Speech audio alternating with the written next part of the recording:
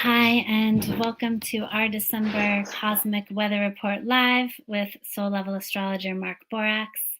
I'm Marcella Eversole, and we are entering such a sacred time of year. We are thrilled to be here streaming live with all of you for one of, I guess it will be our final live stream of the year after launching Mark's new book, The Ruby Heart of the Dragon, Sun Signs for Our Times, which was our original conversation where we went and did our Ruby Heart lives every week. Now we are wrapping up for the year, and today we are delving into what Mark sees as most prominent in the cosmic weather. So I'm going to go ahead and bring Mark on. Yeah, I'm not ready to come on yet. You're not ready to come on yet? All right, so I'm going to bring Mark off and let's see, hold the space while he's getting ready to begin. I will share that we're excited to keep the book sales going on Amazon, and of course we also really prefer if people can also buy from local bookstores. So I can post those links in the chat in a moment. But I know we have been getting lots of great feedback from our book talks and our travels.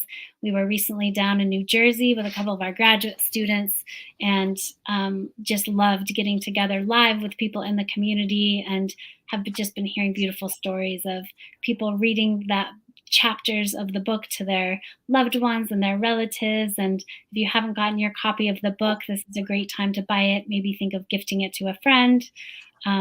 It's really beautiful to just see how regenerating the zodiac can spark so many new conversations about how we see ourselves and each other. So without further ado, I see Mark has joined us. So we're looking forward to having the cosmic weather for this month woven.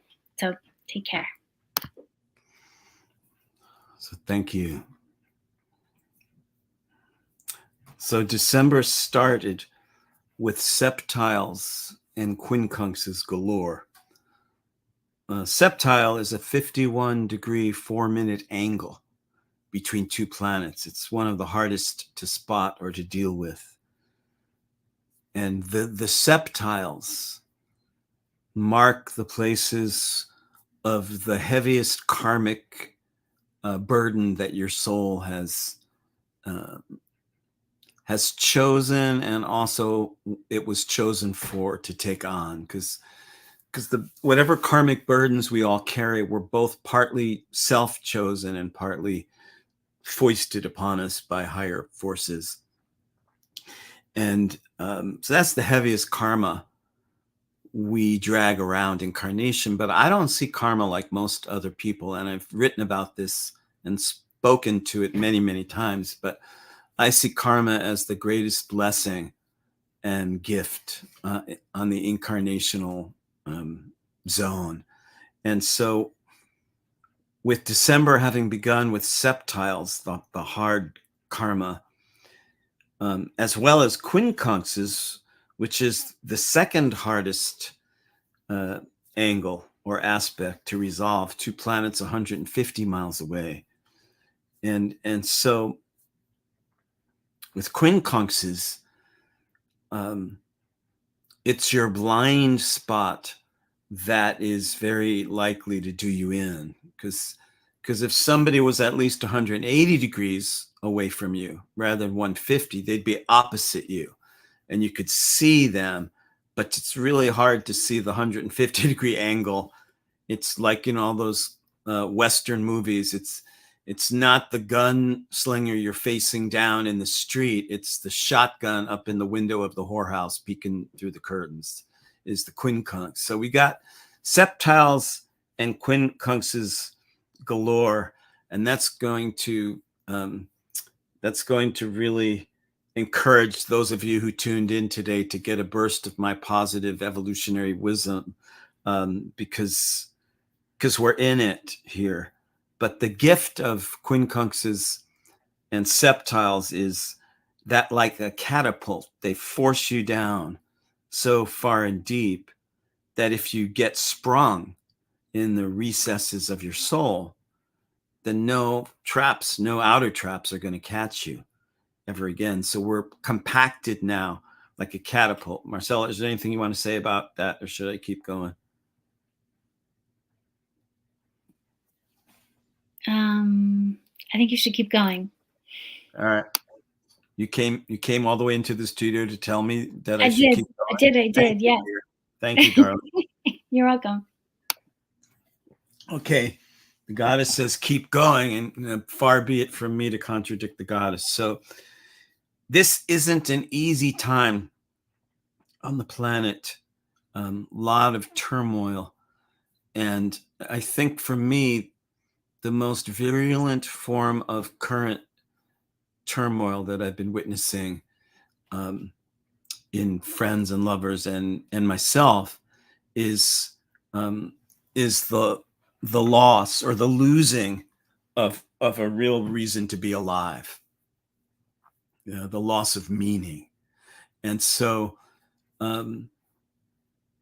it's one thing when you're up against your failures or defeats and you feel exhausted, but it's a whole other thing to lose your very reason to even be here, to even bother. And that's what I've been witnessing going around. And my response to people who have been asking me what I think they should do, having come to that point of despondency and loss of meaning, a lot of people recently have been turning to me to gain my thoughts on that. And I usually respond some version of, I'll tell you what I do when I come to those places is I pick up a guitar and pray to my muse that maybe some beauty and transmutation will pour through me. I give existence another chance to renew itself through my presence and willingness to open the portal and make love to the muse, to make love, to feel creation, that as bad as it might get, and as who even knows how much longer we have here, that there's still something so worth partaking in and showing up for, that it counters everything stacked up against it. Is there anything you want to say about that, Marcel?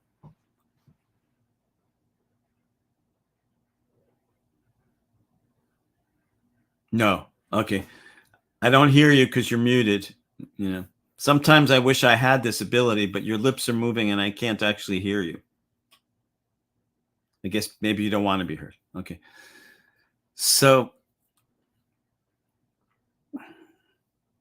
what this can lead to, as far as the catapult springing, not just the catapult being pushed down. I did a graphic description of the catapult getting pushed down now, but what the springing part of it looks like is when you get it in your gut and your cells and your bones that you actually get to be who you are.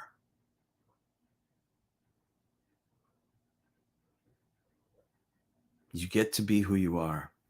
And when you get that in your gut and cells and bones, then any of the places you've been pushed down in life after life spring you towards the ecstasy of presence, towards the agonizing ecstasy of presence. And that's a good sign-off point and title for today's message: the agonizing ecstasy of presence. Marcella, you want to have any last words? I was just going to write agonizing an ecstasy of presence, but I didn't quite get that in the chat there as a comment. I just think it's kind of a strong report as we head into the solstice time. And yeah, thanks for sharing your wisdom around it. I just want to wish everyone a really sacred, beautiful, inward regeneration, as we get down to it. It's just a week off. Happy solstice, everybody. Happy renewal, and happy darkness. Okay, let's see if I can do all this little techie stuff. All right, everybody, let's see if we've gotten a little better at it. Here we go.